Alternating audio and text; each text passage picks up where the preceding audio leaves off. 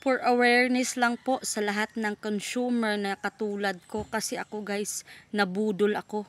Sobrang galit ko talaga kasi nabudol ako sa tindahan. Hindi ko na lang isasabi kung anong tindahan at kung ano ang binibili ko. Kasi guys, hindi ko alam. Kasi minsan nagmamadali tayo eh. Hindi mo in-expect na ang kinukuha mo pala is ito isa tong product na hindi ko ipapakita basta ganito, expired na siya. So, hindi ko lang tiningnan siya agad-agad kasi nagmamadali ako. So, hindi ko masisisi din yung sarili ko. Siguro ang sisisihin ko muna yung dicer. Dicer ba tawag doon? Correct me if I'm wrong. Yung nag-ano ng product nila. Bakit sila nagdi-display ng product na expired? So, di ba dapat chine-check muna nila yung produkto nila kung okay pa ba yun or kung pwede pa yun gamitin. Kasi hindi talaga natin maano minsan kasi yun na nga yung rason, nagmamadali. Siguro if ever naman senior citizen or hindi na makakakita yung customers nyo, so ibebenta nyo pa ba? So dapat sa inyo din naman yun, di ba? So hindi ko mabiblame yung sarili namin na bumili kami ng ganun tapos syempre mahihirapan na kami na ibalik pa ito kasi sobrang layo talaga ng binibilhan namin. Siguro 30 minutes sa biyahe pa kami.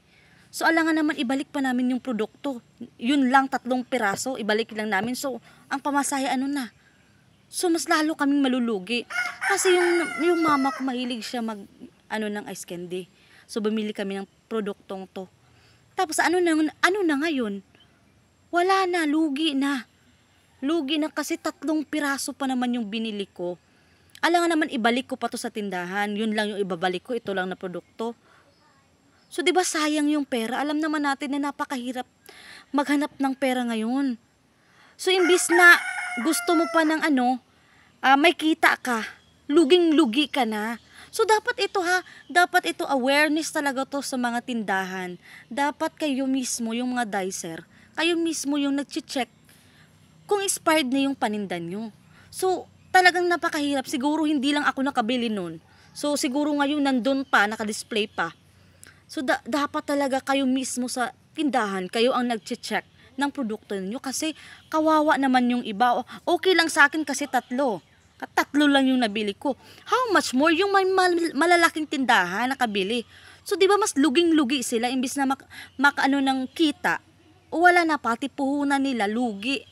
So, ganun yun eh. Dapat iniisip din ninyo yung trabaho nyo, di ba? Kasi wala talaga akong ibang mabiblame. Aside sa sarili ko, mablame ko din kasi hindi ko tiningnan. Pero dapat sa inyo mismo nagsimula yun, di ba? Sa inyo mismo. So, ang hirap naman kung example naman hindi ko tiningnan siya ng maigi dito pagdating sa bahay. Tapos nagamit, nabenta ni mama, nagamit. So, di ba kawawa naman yung bumibili? O ano yun? Di ba, sinong mabiblame namin dun kami?